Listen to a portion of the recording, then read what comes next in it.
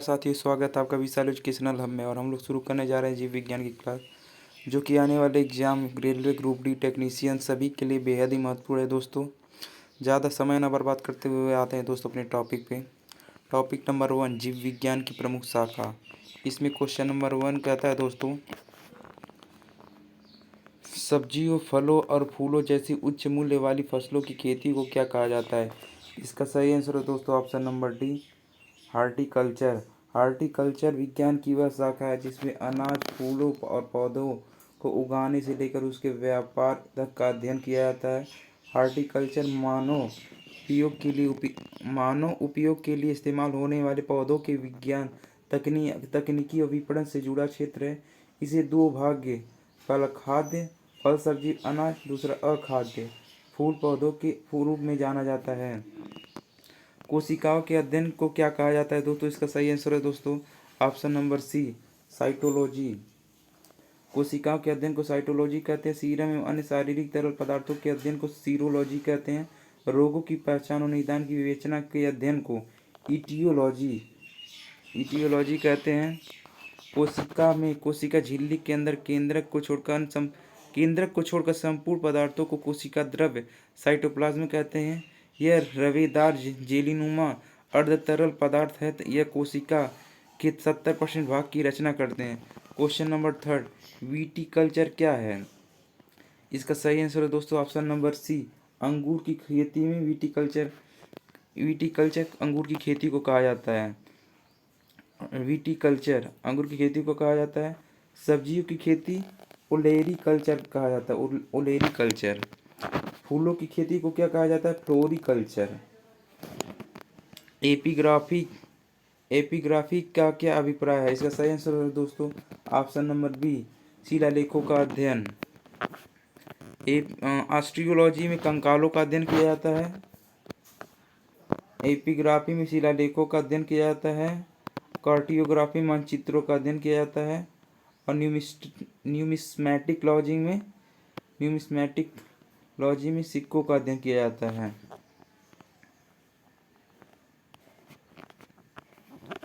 Question number 5 पे आते हैं दोस्तों।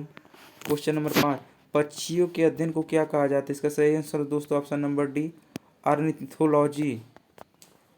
ऑप्शन नंबर डी जीव विज्ञान की प्रमुख शाखाएं हैं। ऑर्निथोलॉजी में पक्षियों का अध्ययन किया जाता है।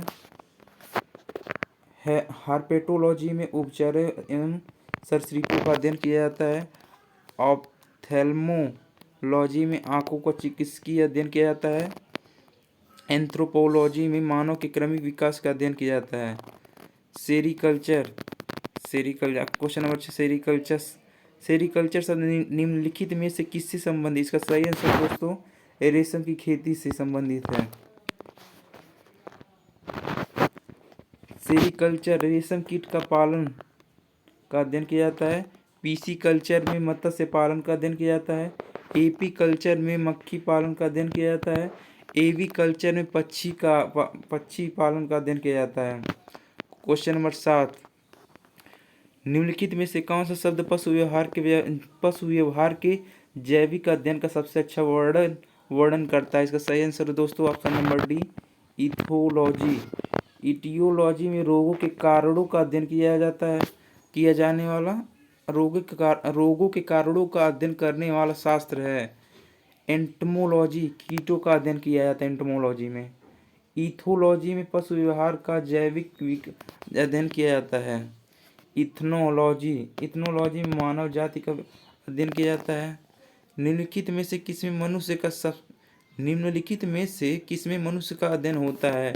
इसका सही आंसर है दोस्तों option number C, anthropology. Anthropology में मानव के विकास, रीति रिवाज, इतिहास, परंपराओं से संबंधित विषयों का अध्ययन किया जाता है। आर्कियोलॉजी पुरातत्व संबंधी विज्ञान की शाखा है। इक्थियोलॉजी में मछलियों का अध्ययन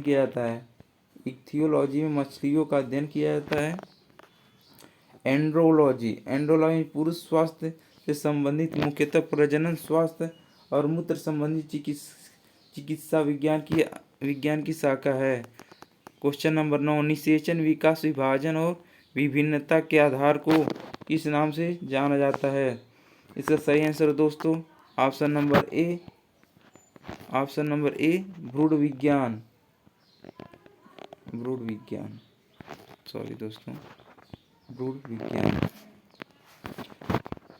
निषेचन, विकास, विभाजन, विभिन्नता के आधार, विभिन्नता के अध्ययन को भ्रूण विज्ञान के नाम से जाना जाता है। फिजियोलॉजी, शरीर के क्रिया विज्ञान एवं कारिकी का अध्ययन। अनुवांशिकी, इसमें अनुवांशिकता तथा जीवों की विभिन्नताओं का अध्ययन किया जाता है। क्रमागत उन्नति, क्रम विकास, अनुवांशिक लक्षणों की पीढ़ी दर पीढ़ी परिवर्तन का अध्ययन किया जाता है। क्वेश्चन नंबर 10, पौधों में बीमारियों का अध्ययन और वह तरीका जिससे पौधे विरोध करते हैं या संक्रमण से सामना करते हैं कहलाता है। इसका सही आंसर दोस्तों ऑप्शन नंबर सी फाइटोलॉजी। पौधों के रोग और उसके बचाव या सुरक्षा संक्रमण के अध्ययन को फाइटोपैथोलॉजी कहा जाता है। क्वेश्चन नंबर 11, जीवित चीजों पर मृदा के प्रभाव का अध्ययन मृदा विज्ञान की किस शाखा के अंतर्गत किया जाता है। इसका सही आंसर है दोस्तों एडाफोलॉजी में जीवित चीजों पर मृदा के प्रभाव का अध्ययन किया जाता है। एंड्रोलॉजी में पुरुषों के बांझपन व यौन रोगों का अध्ययन किया जाता है। और एग्रोबायोलॉजी में कृषि में पौधों का पोषण व जीवन का अध्ययन किया जाता है। डेस्मोलॉजी में एंटोमी के अंतर्गत स्नायुबंध का अध्ययन किया जाता है। क्वेश्चन नंबर 12, निम्नलिखित में से शरीर विज्ञान एवं चिकित्सा की वह कौन सी शाखा है जो पुरुषों के विशिष्ट रोगों एवं स्थितियों से संबंधित है। इसका सही आंसर है दोस्तों ऑप्शन नंबर ए एंड्रोलॉजी, पुरुषों में बांझपन व यौन रोगों का अध्ययन। बाइकोलॉजी में प्राकृतिक वातावरण में रहने वाले जीवों के बीच अंतर संबंधों का अध्ययन। एस्टाकोलॉजी में क्रैफिश का अध्ययन। और डेस्मोलॉजी में शरीर रचना के अंतर्गत स्नायु बंधन का अध्ययन किया जाता है।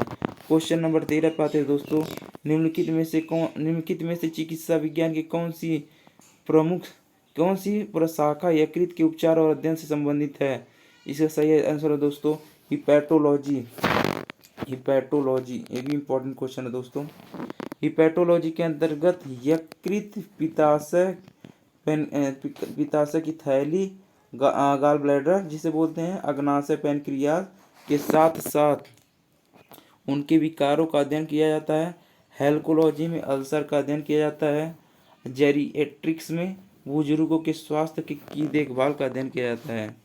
क्वेश्चन नंबर 14 पे आते हैं दोस्तों, जीवों के वर्गीकरण से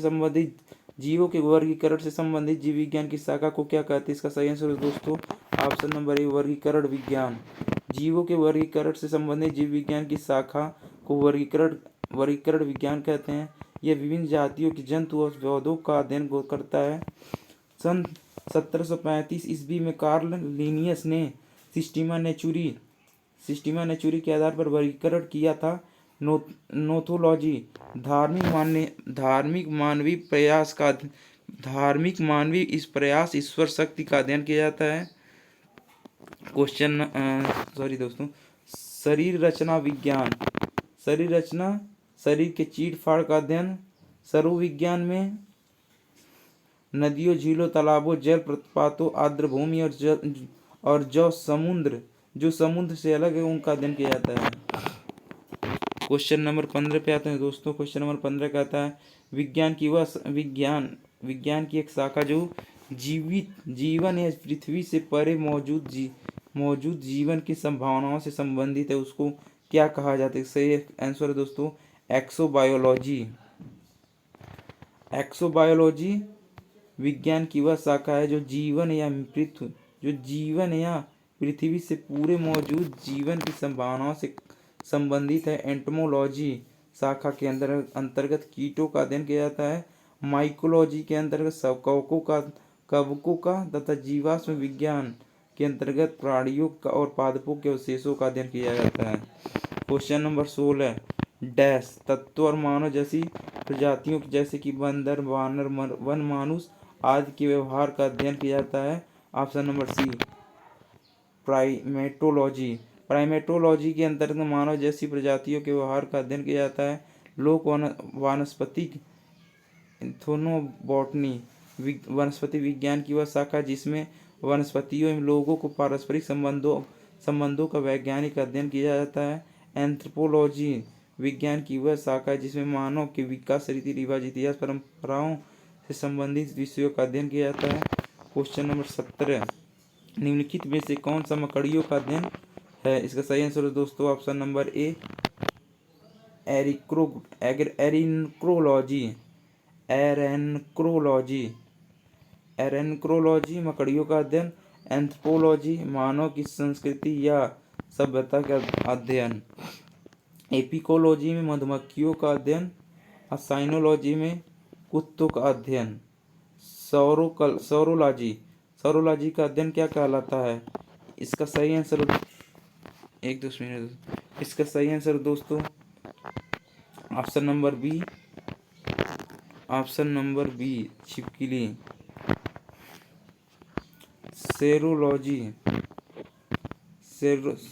सौरोलॉजी छिपकली का अध्ययन है। एंटोमोलॉजी में कीट पतंगों का अध्ययन किया जाता है। सर्पेंटोलॉजी में सर्पों का अध्ययन होता है।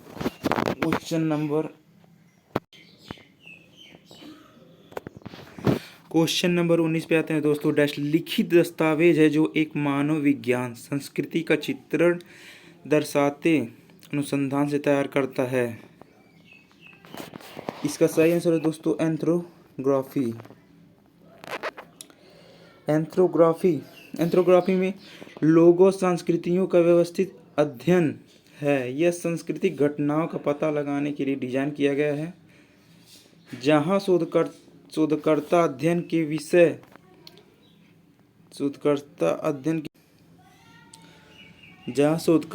के विषय को देखने के लिए समाज को देखता है।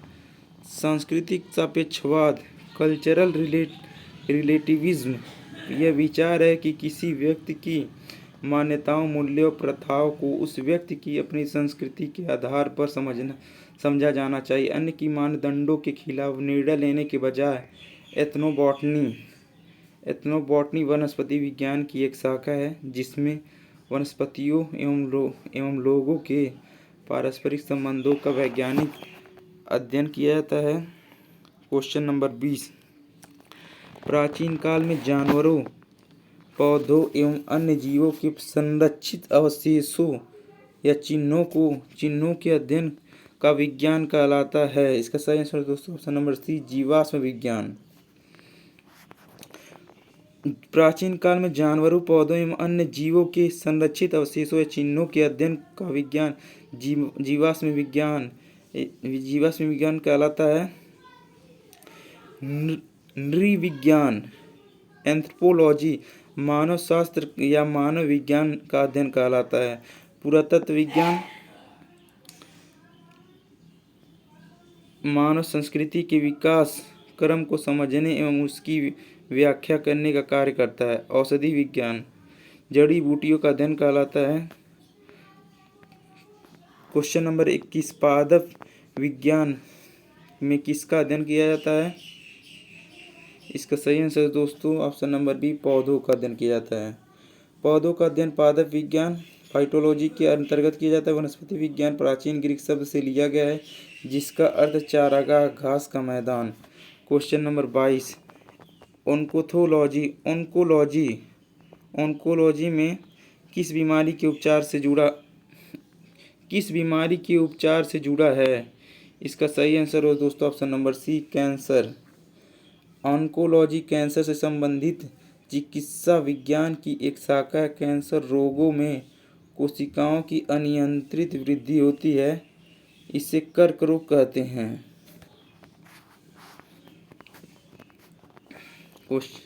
अभी तो इसी में दोस्तों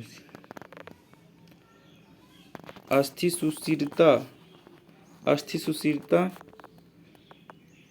यह उम्र संबंधी विकार है जिसमें अस्थि के पदार्थों में कमी से अस्थिभंग की प्रबल संभावना होती है। एस्ट्रोजन स्तर में कमी इसका सामान्य कारण है। मधुमेह एक लंबी अवधि में उच्च रक्त शर्करा के स्तर की बढ़ोतरी होती है। यह अग्नाशय पेनक्रियाज की बीटा कोशिका से व्याप्त इंसुलिन का उत्पादन नहीं होने के कारण होता है। वृक्क संबंधी विफलता। वृक्कों की खराबी के कारण रक्त में संचय यूरिया की मात्रा बढ़ जाती है। किसकी मात्रा बढ़ जाती है? यूरिया की मात्रा बढ़ जाती है, जिसको यूरीमिया कहते हैं, जो बहुत खतरनाक तथा वृक्कीय विफलता का मुख्य कारण है। कवक विज्ञान क्वेश्चन नंबर 23।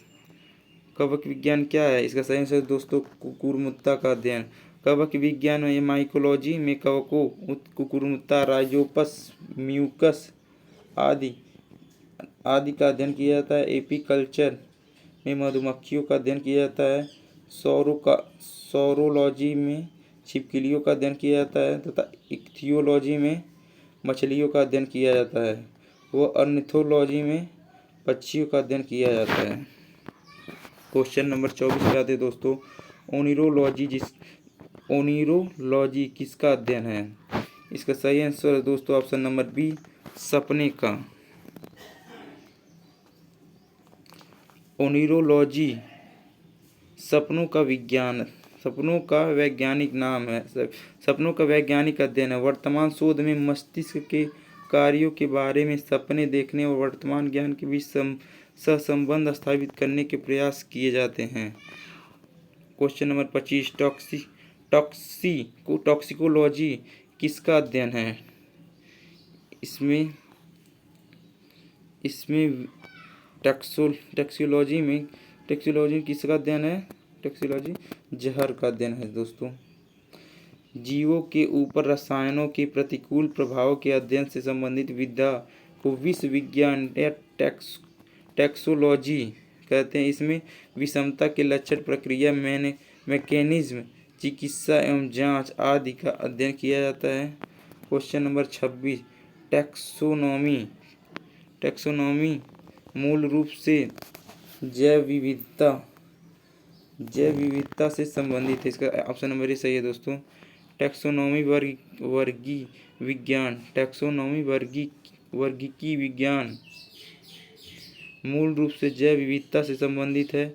आधुनिक वर्गीकरण की नींव कैरोलस लिनियस ने अपनी पुस्तक सिस्टीमा नेचुरिया में डाली थी। इन्हें द्विनाम प्रणाली बनाने का श्रेय भी है। इस प्रणाली के अनुसार प्रत्येक प्राणी के नाम का प्रथम शब्द वंश जीन्स तथा दूसरे शब्द की जाति स्पीशीज को दर्शाता है। टॉपिक नंबर 2 कोशिका सिद्धांत या संरचना कार्य, सेल थ्योरीज, स्ट्रक्चर, फंक्शंस। इसका पहला है जंतु कोशिका, animal cell. Question number 27। Nucleus में से किसे कोशिका का पावर हाउस कहा जाता है दोस्तों? इसका सही आंसर है दोस्तों माइटोकॉन्ड्रिया। सभी रासायनिक प्रक्रियाओं को करने के लिए माइटोकॉन्ड्रिया एटीपी के रूप में ऊर्जा प्रदान करती है। इसलिए इन्हें कोशिका का बिजली घर या पावर हाउस भी कहते हैं। इसकी खोज 1897 में अल्बर्ट वान कॉलिकर ने की थी। Question number 28। यूकैरियोटिक कोशिकाओं के निम्न में से किस कोशिकांग को आत्मघाती थैली भी कहा जाता है? सही आंसर है दोस्तों ऑप्शन नंबर डी, लाइसोसोम यह एक झिल्ली या आबंध कोशिकांग है जिसमें प्रचुर मात्रा में अम्लीय हाइड्रोलेजेज एंजाइम पाए जाते हैं, जो सभी प्रकार के जैविक बहुलक यानी कार्बोहाइड्रेट, प्रोटीन, लिपिड और न्यूक्लिक अम्लों का पाचन करता है। यह प्रोकैरियोटिक कोशिकाओं और परिपक्व आरबीसी को छोड़कर अन्य सभी कोशिकाओं में पाया जाता है। अंतःप्रद्रवी जालिका के द्वारा लाइसोसोम के एंजाइमों का निर्माण होता है तथा चारों ओर की झिल्ली का निर्माण गोल्जिका द्वारा होता है। कोशिका के क्षतिग्रस्त या मृत हो जाने पर लाइसोसोम फट जाते हैं और मुक्त एंजाइम अपनी ही कोशिका को पचा देता है।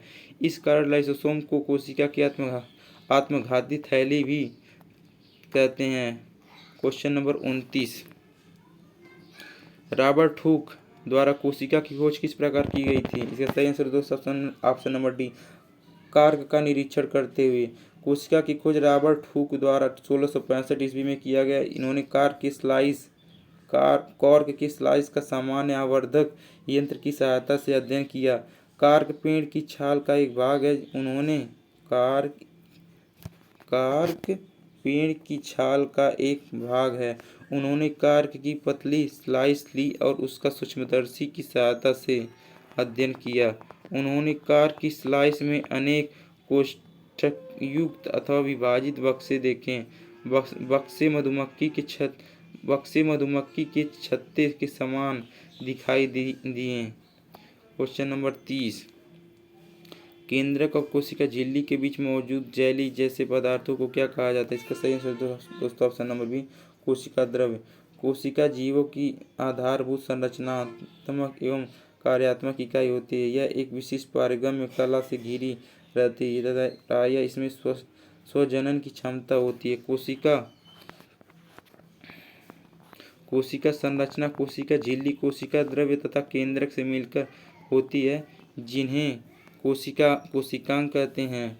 कोशिका द्रव्य साइटोप्लाज्म एक जेली जैसा पदार्थ होता है जो कोशिका झिल्ली एवं केंद्रक के बीच पाया जाता है।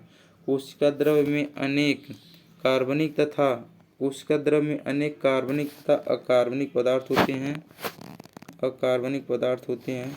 कोशिकाओं के अन्य संघटक अथवा कोशिकांग कोशिका द्रव्य में ही पाए जाते हैं। क्वेश्चन नंबर 31 पे आते हैं दोस्तों। पानी की कमी के कारण कोशिका के संकुचित होकर कोशिका भित्ति से अलग होने की प्रक्रिया को क्या कहा जाता है? इसका सही आंसर दोस्तों ऑप्शन नंबर डी,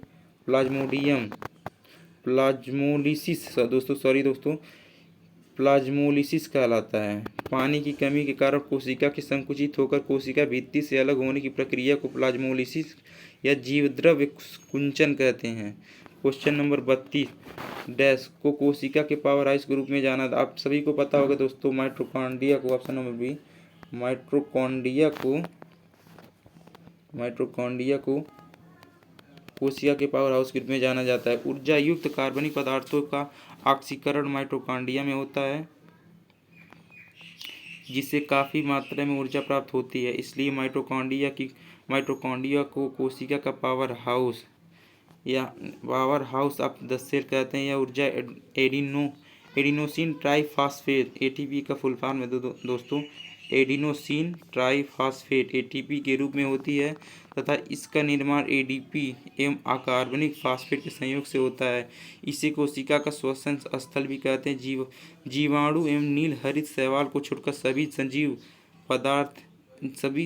पादप एवं जंतु कोशिकाओं में माइटोकॉन्ड्रिया पाया जाता है। क्वेश्चन नंबर 33 पे आते हैं दोस्तों।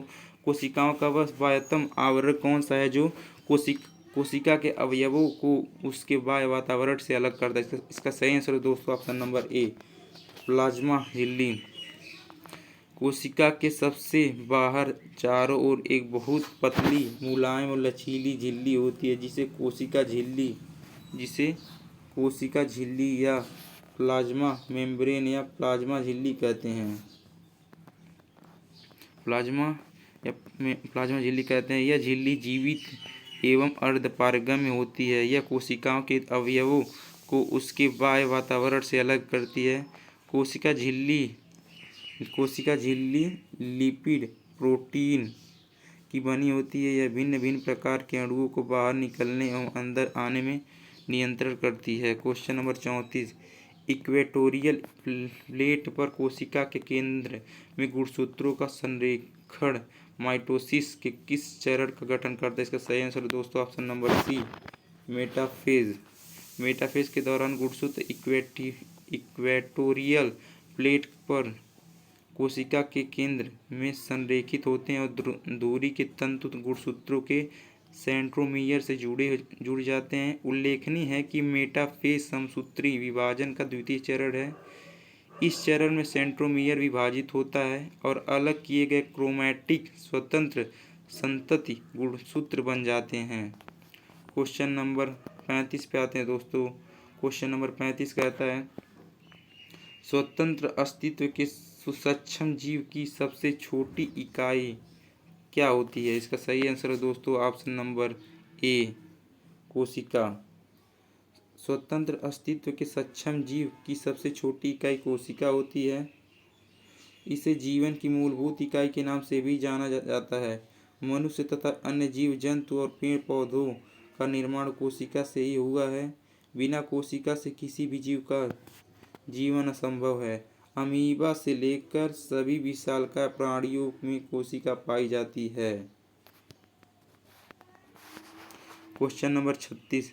पुटिकाओं वेसिकल्स में प्रोटीन और लिपिड के परिवहन, संशोधन और पैकेजिंग के लिए निम्नलिखित में से कौन सा कोशिकांग उत्तरदायी? इसका सही आंसर दोस्तों ऑप्शन नंबर डी, गोल्जी का है। पुटिकाओं में प्रोटीन और लिपिड के परिवहन, संशोधन और पैकेजिंग के लिए गोल्जिका नामक कोशिकांग उत्तरदायी होता है। यह कोशिका के अंदर स्रावित पदार्थों के संग्रह व परिवहन में सहायक है। क्वेश्चन नंबर 37 पे आते हैं दोस्तों। निम्न में से कौन सी झिल्ली संयोजित थैली पाचक एंजाइमों से भरी होती है? इसका सही आंसर है दोस्तों option number C, lysosome. Lysosome की खोज डीड्यू नामक वैज्ञानिक ने 1955 में की थी। ये अधिकतर जंतु कोशिकाओं में मुख्य रूप से एंजाइम अभिक्रिया करने वाले कोशिकाओं जैसे अग्नाशय, यकृत, मस्तिष्क तथा गुर्दे आदि में पाए जाते हैं। लाइसोसोम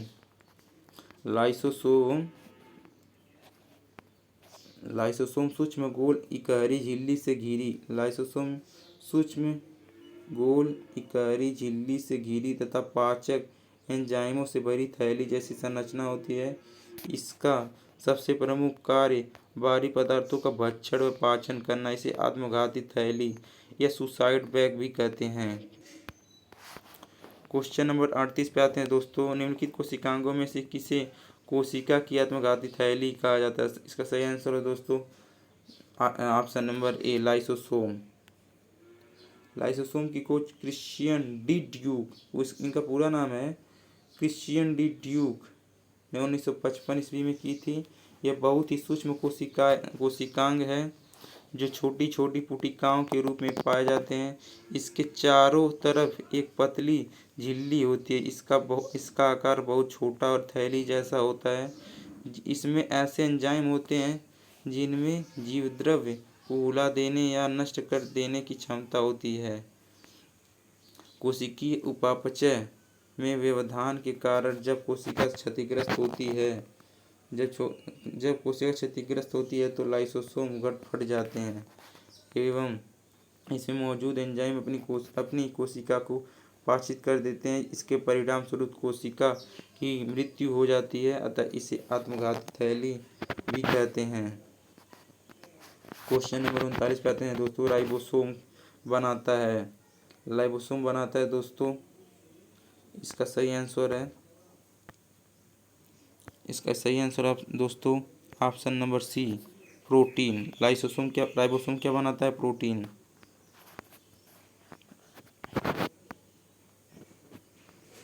राइबोसोम एक जटिल संरचना है जो सभी जीवित कोशिकाओं में पाए जाते हैं। ये अंतःप्रद्रव्य जालिका से जुड़े रहते हैं। ये हरित लवक केंद्रक के माइटोकॉन्ड्रिया में भी पाए जाते हैं। राइबोसोम प्रोटीन संश्लेषण नामक प्रक्रिया में एमिनो एसिड से प्रोटीन बनाते हैं। राइबोसोम प्रोटीन संश्लेषण नामक प्रक्रिया में एमिनो एसिड से प्रोटीन बनाते हैं। Question number 40। प्रोटोप्लाज्म शब्द किसने गढ़ा? इसका सही आंसर दोस्तों option number B, Johann Evangelist Purkinje. जीवद्रव्य प्रोटोप्लाज्म का नामकरण पुरकिंजे ने 1839 में दिया था। यह एक तरल गाढ़ा रंगहीन पारदर्शी लसलसा वजन युक्त पदार्थ है। जीव की सारी जैविक क्रियाएं इसी के द्वारा संपन्न होती है, इसलिए जीवद्रव्य को जीवन का भौतिक आधार कहते हैं।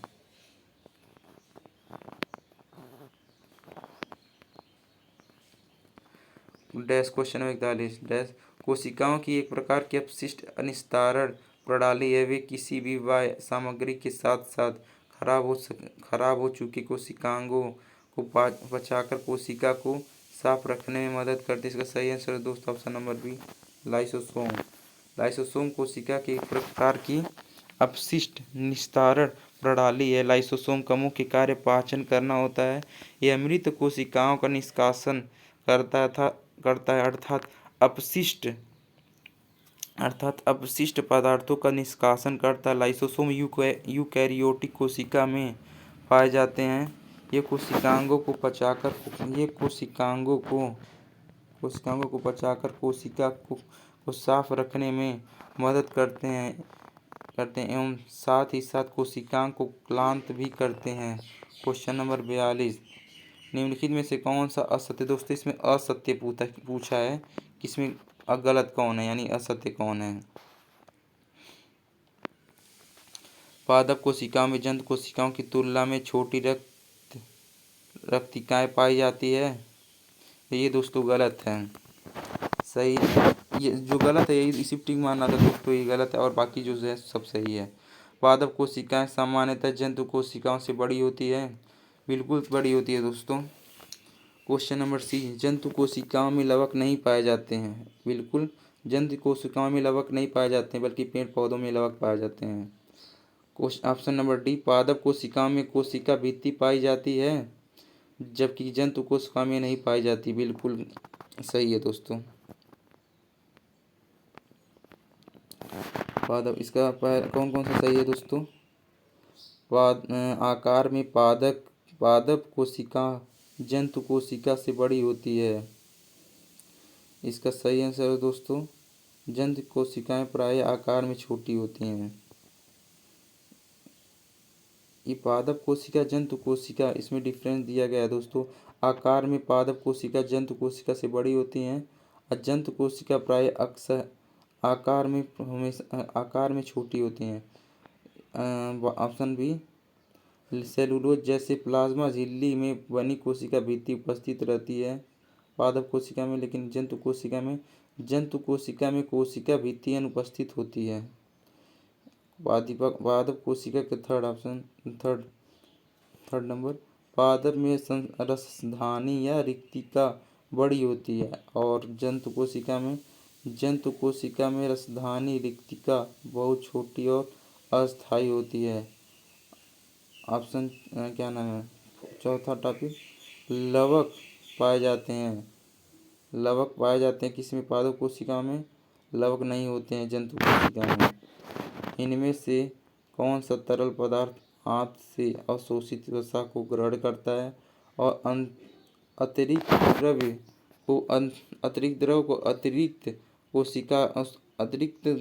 को अतिरिक्त कोशिकीय स्थान से वापस रक्त में ले जाता है। इसका सही आंसर दोस्तों ऑप्शन नंबर डी, लसिका।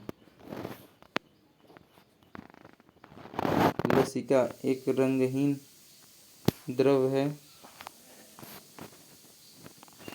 कोशिका रंगहीन द्रव है। लसिका एक रंगहीन द्रव है जो कोशिकाओं के चारों ओर एक पतली परत के रूप में विद्यमान रहती है। इस द्रव में विशिष्ट लिपोसाइड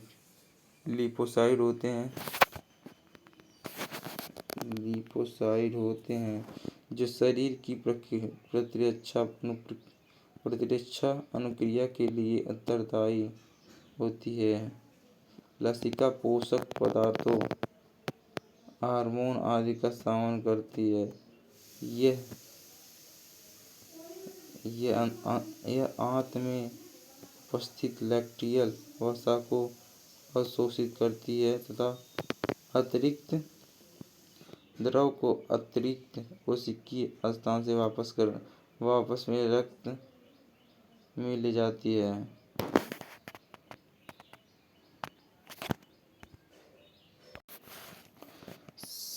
शरीर में लगी चोट की मरम्मत के लिए किस प्रकार के सेल विभाजन का प्रयोग किया जाता है। इसका सही आंसर दोस्तों ऑप्शन नंबर ए,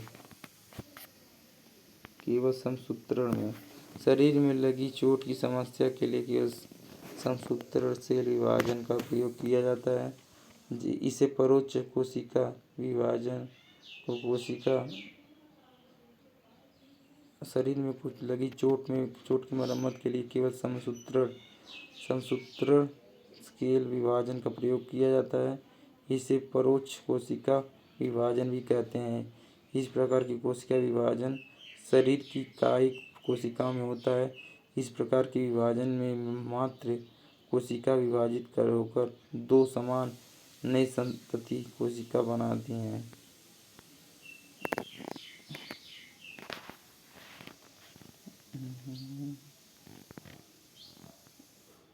दोस्तों, क्वेश्चन नंबर 45 से बाद में हम लोग क्वेश्चन करते हैं। यहाँ तक का वीडियो देखने के लिए दोस्तों बहुत बहुत धन्यवाद। आप सभी का दिन शुभ हो। धन्यवाद।